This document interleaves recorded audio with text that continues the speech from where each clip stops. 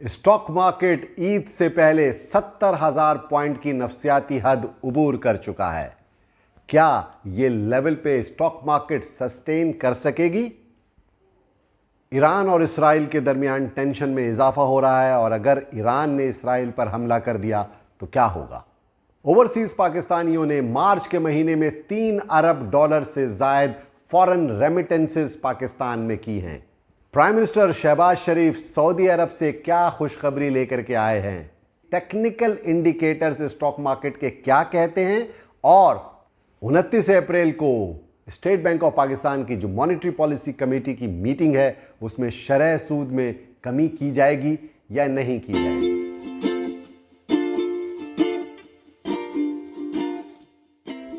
अस्सलाम वालेकुम, मैं हूं शकील अनवर कमाल और आप सबको ईद मुबारक। आप जानते ही हैं कि ईद से पहले ही स्टॉक मार्केट के अंदर ईदी तकसीम हो गई और इंडेक्स अपने ऑल टाइम हाई 70,000 के ऊपर आ गया है। इंडेक्स के अंदर ये तेज़ी बहैसियत मजमूई स्टॉक मार्केट के अंदर एक तेज़ी की निशानदेही करती है और ये तेज़ी गुज़िश्ता 6-8 महीनों से चल रही है और अब ये इस लेवल पर आ गई है कि जहां ये सवाल पैदा हो रहा है, क्या ये सस्टेनेबल है या नहीं है।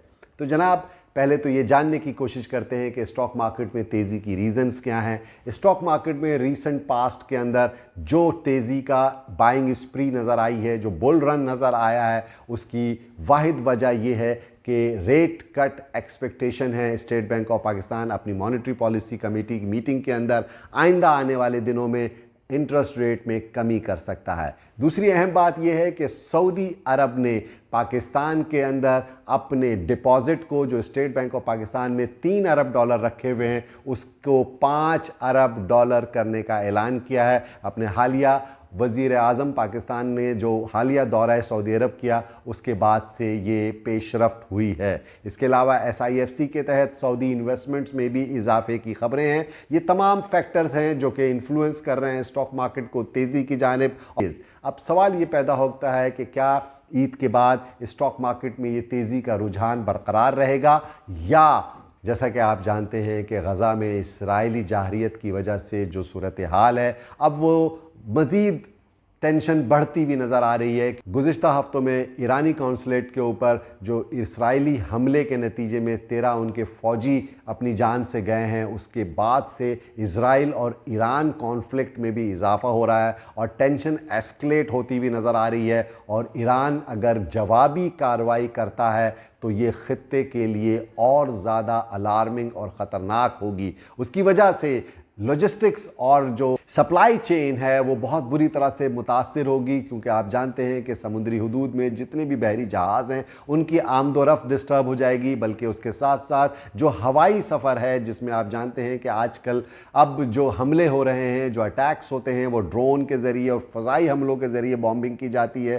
तो वो पूरी की पूरी जो फ़ज़ाई हुदूद है वो भी डिस्टर्ब होगी, जिसकी वजह से सप्लाई चेन मुतासिर होगी और कमोडिटीज़ की प्राइसेस बहुत तेज़ी से शूट अप कर सकती हैं। और उसका हालिया आपने नतीजा देखा ही है कि गोल्ड की प्राइसेस बड़ी शार्पली मूव की हैं और उसने $2400 पर ऑन्स पहुंच चुकी हैं और वो इसी राइजिंग टेंशन की वजह से हुई है। और ये इस वजह से कि ईरान किसी भी वक्त हमला कर सकता है इसराइल पर, इसकी वजह से प्रेशस मेटल्स की कीमतों में भी तेज़ी से इजाफा हुआ है। इसके साथ साथ ऑयल की प्राइसेस में भी इजाफा हो सकता है और कमोडिटीज़ की प्राइसेस में अगर इजाफा होगा तो पाकिस्तान के लिए सर्वाइवल बहुत मुश्किल हो जाएगा, क्योंकि पाकिस्तान वैसे ही तिजारती खसारा बहुत ज़्यादा है पाकिस्तान का, और पाकिस्तान का इम्पोर्ट बिल अगर बढ़ता है तो उसके फॉरेन एक्सचेंज रिजर्व्स के ऊपर बहुत ज़्यादा प्रेशर पड़ सकता है। और जो थोड़ी बहुत महंगाई में कमी देखने में आई है गुज़िश्ता चंद हफ्तों के अंदर, जिसकी वजह से ये इम्कानात वाज़े हो रहे हैं कि शायद अगली मॉनेटरी पॉलिसी के अंदर state bank of Pakistan interest rate में कमी करेगा, तो ये भी एक सवालिया निशान बन सकता है कि अगर कमोडिटी प्राइसेस बढ़ती हैं, ऑयल प्राइसेस बढ़ती हैं, तो महंगाई में कमी कैसे हो सकेगी।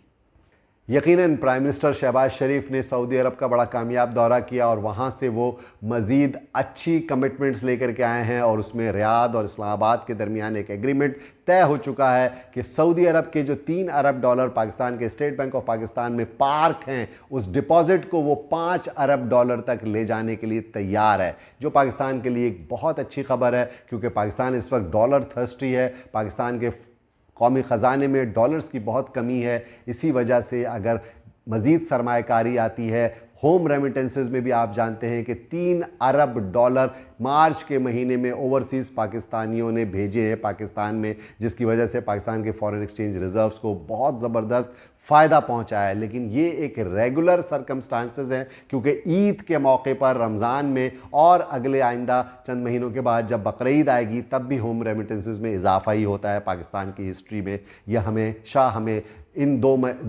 त्योहारों के मौके पर फॉरेन रेमिटेंसेस में इजाफा होता है क्योंकि ओवरसीज़ पाकिस्तानीज़ अपने रिश्तेदारों, अपने घर वालों और अज़ीज़ व अकारिब के लिए ईदी और क़ुरबानी के लिए पैसे भेजते हैं।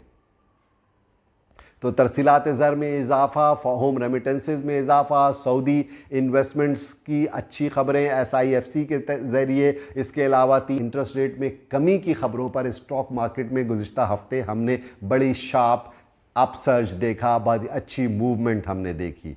लेकिन अगर ये ईरान इज़राइल कॉन्फ्लिक्ट में इजाफा होता है और कोई जंग वसी होती है उसके, तो हमें भी बहुत ज़्यादा माशी तौर पर मुश्किलात का सामना होगा और पाकिस्तान को ख़ारजा पॉलिसी के महाज पर भी बहुत मुश्किलात का सामना करना पड़ेगा, इसलिए कि अमेरिका पूरी की पूरी मुकम्मल सपोर्ट इज़राइल को देता है और अगर ईरान के लिए हम अगर सपोर्ट करते हैं तो हमारे पाकिस्तान और अमेरिका के ताल्लुकात के दरमियान भी दरार आती है। तो बहुत कॉम्प्लेक्स सिचुएशन क्रिएट हो सकती है और इस कॉम्प्लेक्स सिचुएशन में आपको कॉशियस बिहेव भी करना चाहिए।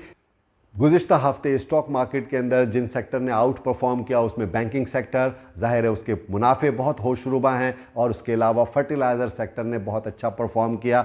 आइंदा आने वाले दिनों में स्टॉक एक्सचेंज के अंदर KSE 100 इंडेक्स का मैं टेक्निकल एनालिसिस देख रहा था तो KSE 100 इंडेक्स का जो RSI लेवल है वो इस वक्त 80 के ऊपर पहुँच चुका है, जो कि ओवरबॉट रीजन में आ गया है।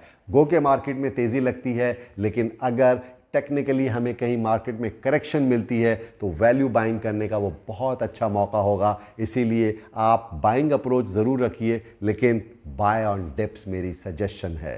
आप सबका बहुत बहुत शुक्रिया and keep watching my videos and don't forget to like and subscribe my channel. Thank you very much.